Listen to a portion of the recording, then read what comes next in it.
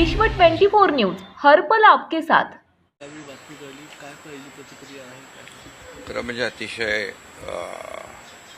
मनाला वेदना देणारी आणि मनाला चटका लावून जाणारी ही अतिशय दुर्दैवी घटना आज महाराष्ट्रात घडली आहे। खरं म्हणजे असं कुणाच्या स्वप्नातही वाटलं नसेल की अजितदादा एवढ्या लवकर आपल्यातून जातील। ही महाराष्ट्रासाठी अतिशय दुःखद आणि दुर्दैवी घटना अजितदादांच्या जाण्याने झालेली आहे। खरं म्हणजे अजितदादा गेले अनेक वर्ष या महाराष्ट्राच्या राजकारणात नेतृत्व करत होते आणि अतिशय परखड स्पष्ट वक्तेपणा आणि प्रशासनावर असलेली त्यांची पकड आपण पाहिलेली आहे। प्रत्येक गोष्टीचा त्यांना बारीक अभ्यास करून बोलण्याची सवय होती आणि परखड स्पष्ट वक्तेपणा, निर्भीड, रोखठोक बोलणारे असले तरी सुद्धा त्याला चूक म्हणणारे असले तरी सुद्धा अतिशय मनाने ते निर्मळ होते। याचा अनुभव मी स्वतः घेतलेला आहे। त्यांच्यासोबत मी मंत्रिमंडळात देखील काम केलं। मी मुख्यमंत्री असताना त्यांनी उपमुख्यमंत्री म्हणून देखील काम केलं आणि जेव्हा मुख्यमंत्री मी असताना मुख्यमंत्री माझी लाडकी बहीण योजना किंबहुना इतरही योजना जेव्हा आम्ही सुरू केल्या तेव्हा आर्थिक जे काही घडी आहे किंवा आर्थिक तरतूद जी आहे ती अतिशय उत्तमपणे त्यांनी त्यावेळेस केली आणि त्याचा अनुभव मला आहे। आणि एकदा करायचं ठरवलं की ते अजितदादा करायचेच। करतो, बघतो, पाहतो असे शब्द त्यांच्या डिक्शनरीत नव्हते। व्हायचं असेल ते तात्काळ करायचे, नसेल त्याला नाही म्हणायचे। असा स्पष्ट वक्तेपणा या महाराष्ट्राने पाहिलेला आहे। मी असेन, मुख्यमंत्री देवेंद्रजी असतील, अजितदादा असतील, आम्ही टीम म्हणून काम केलं, टीम म्हणून काम करतो। आमच्या वेळाही कामाच्या वेगवेगळ्या, मी पहाटे उशिरापर्यंत काम करतो, अजितदादा पहाटे लवकर काम सुरू करतात, देवेंद्रजी दिवसभर काम करतात आणि अजितदादांनी 6-6 वाजता देखील अपॉइंटमेंट दिलेल्या अधिकाऱ्यांनी आणि लोकप्रतिनिधींनी पाहिलेल्या आहेत। अतिशय वेळेचं महत्त्व आणि वेळेचं भान ठेवणारा नेता हरपलेला आहे। खरं म्हणजे काल परवाच आमची एका कार्यक्रमामध्ये भेट झाली। सरन्यायाधीश आपले भारताचे मुंबईत आले होते आणि ते येण्यापूर्वी आम्ही तिथंच एका चेंबरमध्ये बसलो होतो आणि त्यावेळेस झालेल्या चर्चा, गप्पा गोष्टी, आजही सकाळी जेव्हा मला त्यांची ही घटना कळली तेव्हा तेच समोर त्याच आठवणी काल परवाच्या येऊ लागल्या। खरं म्हणजे माझ्यापेक्षा ते राजकारणात देखील अनुभवी नेते, गेल्या अनेक वर्षापासूनचा त्यांचा अनुभव, वयाने देखील माझ्यापेक्षा ते मोठे होते माझ्या आणि अनुभवाने देखील, आणि म्हणून त्यांना राज्यातल्या अनेक विषयांचा गाढा अभ्यास होता। अनेक विभाग त्यांनी हाताळले होते, त्याचा राज्याला फायदा होत होता।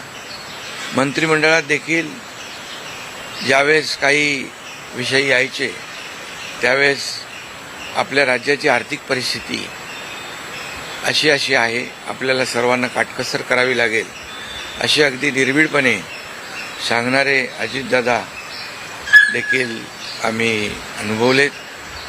शिस्तीचा नेता म्हणूनही आम्ही अनुभवलेला आहे आणि त्यामुळे त्यांच्या जाण्याने फक्त पवार कुटुंबियांचंच नाही तर संपूर्ण महाराष्ट्राचं न भरून येणारं नुकसान झालेलं आहे आणि माझ्यापेक्षा वयाने मोठे असल्यामुळे एक जी काय आमची गेल्या अनेक वर्षापासूनची जवळीक निर्माण झाली होती त्यामुळे राजकारणातले आम्ही तिघजण एक टीम म्हणून काम करत असलो तरीसुद्धा एक मोठा भाऊ हरपल्याची गेल्याची भावना देखील दुःख देखील माझ्या मनामध्ये आहे आणि मी त्यांना भावपूर्ण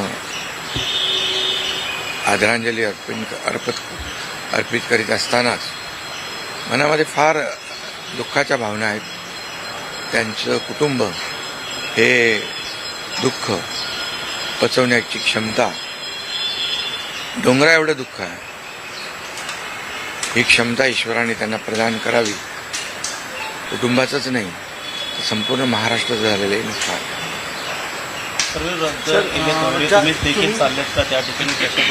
हा मी आणि मुख्यमंत्री देखील आम्ही जातो आहे आमचे सहकारी आमच्यातून गेलेत त्याचं दुःख आहे म्हणजे सभा होत्या त्याही आज आम्ही रद्द केलेलं आहे. सर एक विचार असं वाटतं की तुम्ही आता उल्लेख केला की 2 दिवसांपूर्वी त्यांच्या जवळपास 1-1.5 तास तुम्ही बसलेले होतात दोघंच खूप गप्पा झाल्या त्या चेंबरमध्ये असं काही एक त्यांच्या किंवा मंत्रिमंडळात देखील असताना अशी काही त्यांची इच्छा एखादी योजना किंवा एखादं त्यांना करायचं होतं की तुमच्याशी त्यांनी शेअर केली आपण हे करूया मिळून महाराष्ट्रासाठी असं काही नाही आम्ही आतापर्यंत एकत्र जेव्हा तेही उपमुख्यमंत्री होते तेव्हा मी मंत्रिमंडळात होतो मी मुख्यमंत्री असतानाही उपमुख्यमंत्री होते आता देवेंद्रजी मुख्यमंत्री होते आम्ही जे काही निर्णय आम्ही घ्यायचो ते निर्णय मिळूनच घ्यायचो आणि मग एकदा एखादी सूचना आली की मग त्याला तिघांनी बळ देऊन ते पूर्ण करायचं अजितदादा देखील एकदा कधी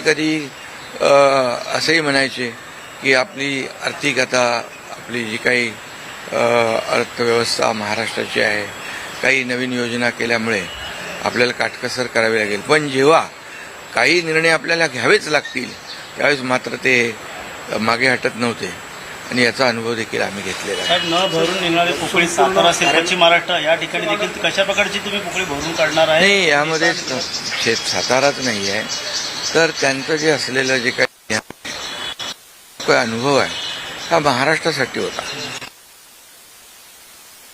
त्यांनी प्रतिनिधित्व केल्यामुळे मला वाटतं फार मोठं नुकसान झालेलं आहे न भरून येणार. शेवटचा प्रश्न जे काय जसा हा जो विमान अपघात झाला ज्या प्रकारे काय वाटतं याची चौकशी व्हायला हवी आणि येणाऱ्या काळामध्ये असे अपघात होऊ नयेत त्यामुळे बिलकुल याची शेवटी आमच्या सहकार्याचा जीव याच्यामध्ये गेला आहे 6 लोक मृत्युमुखी पडलेले आहेत त्यामुळे या विमान अपघाताची चौकशी नक्कीच व्हायला पाहिजे नक्कीच होईल कारण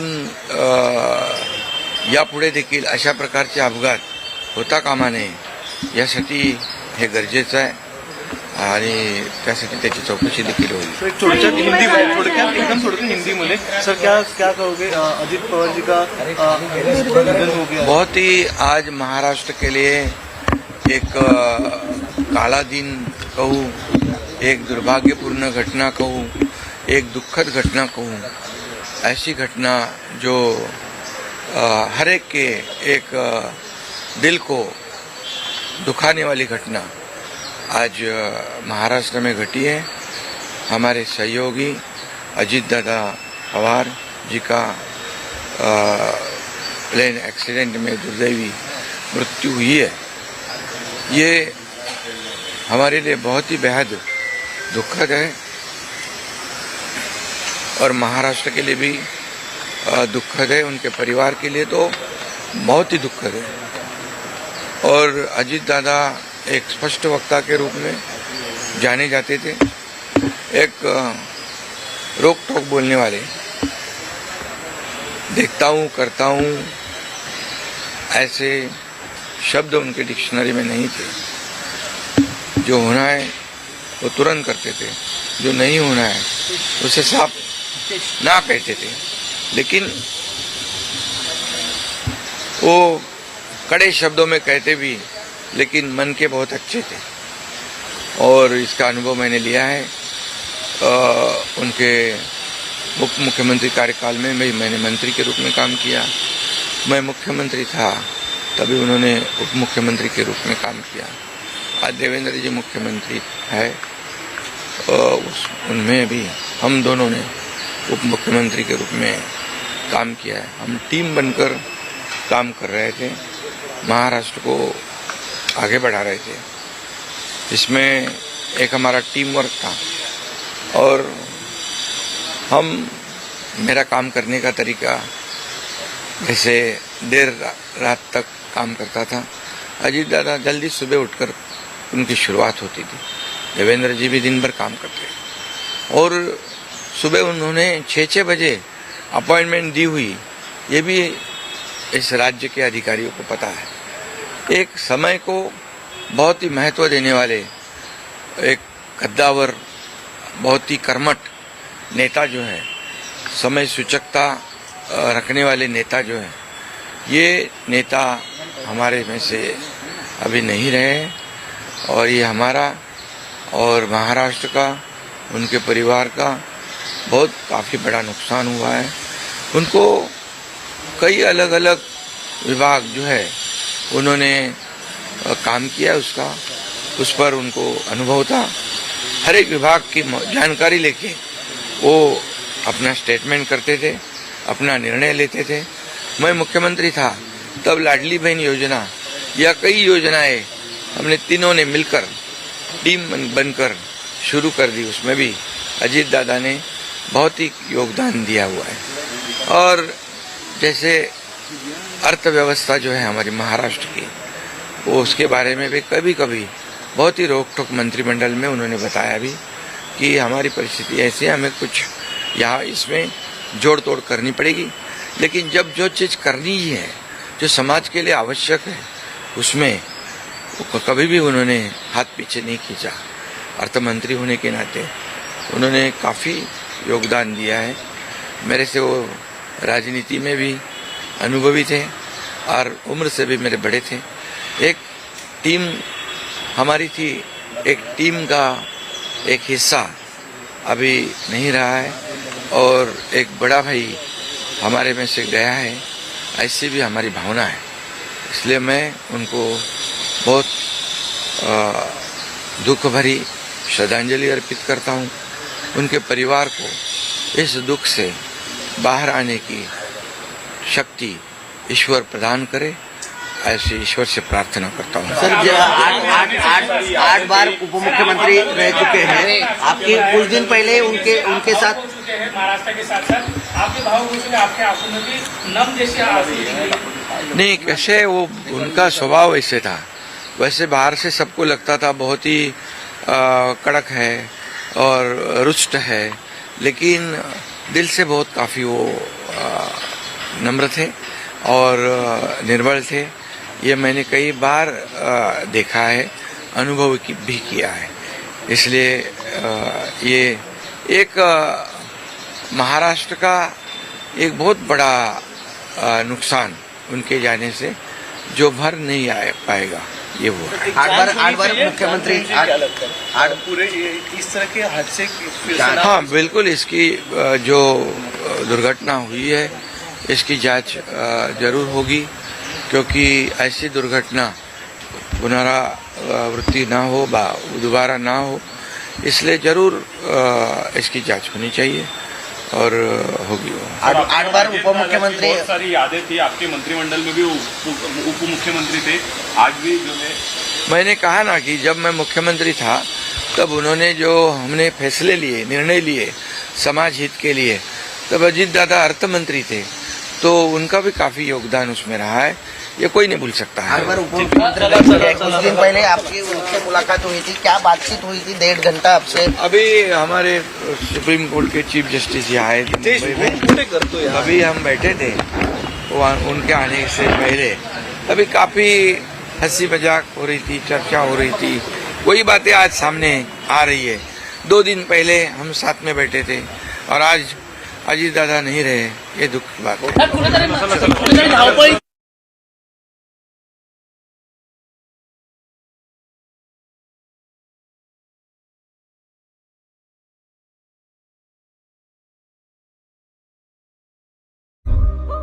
राज्यातील महत्त्वाच्या आणि आपल्या भागातील ताज्या बातम्या पाहण्यासाठी आजच आमच्या विश्व 24 न्यूज चॅनलला यूट्यूबवर सबस्क्राईब करा आणि बेल आयकॉन प्रेस करा.